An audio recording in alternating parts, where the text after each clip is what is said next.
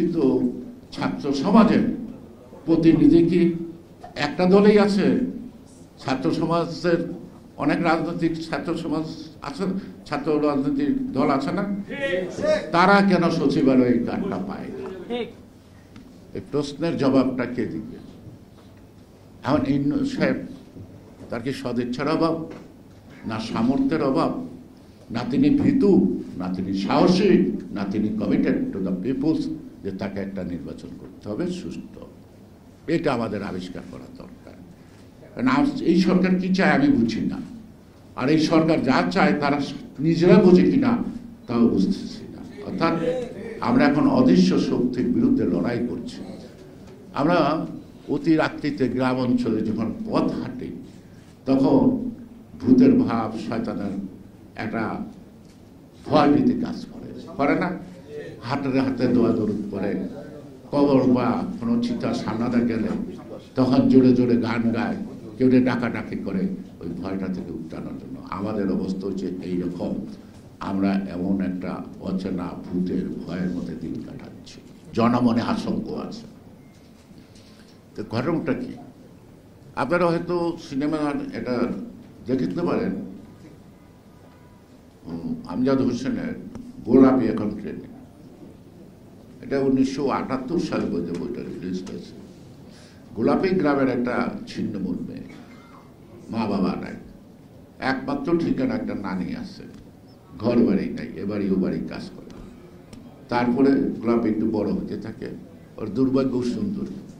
তখন এবারে ও বাড়ির লোকরা নানা কথা বলে, আসতে বসে ট্রেনে ট্রেনে নানি আর নাতনি ভিক্ষা করে। এক গ্রামের মাতব্বরদের চোখ পড়ে, তখন মাতব্বররা সবাই গোলাপিকে নিয়ে একটা বৈঠকে বসে তার বিচার করব, মানে অজাত কুজাত মেয়ে ইত্যাদি ইত্যাদি। আর এইসব বিচারে তখন লোকজন বেশি হয়, সবাই আসে। তখন সবাই গল্প করতেছে, কথা বলতেছে, কিন্তু কোনো রায় দিচ্ছে না। অনেকক্ষণ পর ট্রেনের হুইসেল বাজছে, তখন গোলাপির নানি গোলাপির হাত ধরে টানতে বলে, চল গোলাপি, এই মাত গোড়া সঙ্গে ট্রেন ফেল করানোর তালে আমরা এখন ট্রেনে দিতে যাই। অর্থাৎ তার ভিক্ষা সম্ভব। এখনকার গোলাপি কি আমাকে ট্রেন ফেলানোর, তাই মাত গোড়া কি ট্রেন ফেলানোর তালে আছে কি না? অর্থাৎ সেই নির্বাচনী ট্রেন যাতে আমরা না ধরতে পারি, নির্বাচনটা যাতে না হয়। কারণ আরেকটা পছন্দ মতো দল, কিংস পার্টি কুইন্স পার্টি যেমন ওয়ান ইলেভেনে ছিল, এমন একটা সারা শব্দ আওয়াজ পাওয়া যায়, তাই না? তারা জন্মগ্রহণ করিলে, তারা সাবালক হইলে, তাতে বেশি সাবালক হওয়ার দরকার নাই, নির্বাচনী প্রার্থীদের আরো 3 বছর বয়স কমায় দিতেও পারে। তাহলে মাতৃকুলে যারা আছে তাদের বয়সও তো নির্বাচনে দাঁড়াইতে পারে, ওই শিশুরা যদি জনগণ ভোট দেয় দেবে। তো সুতরাং এই যে চিন্তাগুলির মধ্যে সংস্কার না কোনো উদ্দেশ্য আছে, এটা আমাকে অবশ্যই বুঝতে হবে। তাহলে উদ্দেশ্য আছে, তাই না? তো এখন এই যে ধরেন সামনে রমজান, মানুষ তো হাহাকার করতেছে কি অবস্থা হবে জিনিসপত্রের যে দাম। রোজার পরে কি আসবে? কোরবানির হাট। দেখবেন রোজার এই এখন থেকেই ছোটোখাটো গরুর খামার, আর রমজানের পরা প্রত্যেকের বাড়িতে 2-1টা গরু পুষবে। কেন? মোটা তাজা ওইটা কোরবানির হাটে নিবে।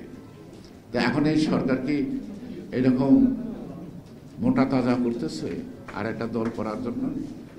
তা আমি বলতে পারি এক কথায়, মোটা তাজা করা হয় কোরবানির হাটে নেওয়ার জন্য। দয়া করে আপনারা আর কাউকে কোরবানির হাটে পাঠানোর চেষ্টা না করে সময় মতো যৌক্তিক টাইমে নির্বাচনটা দেন, সবাই স্যালুট জানাবে।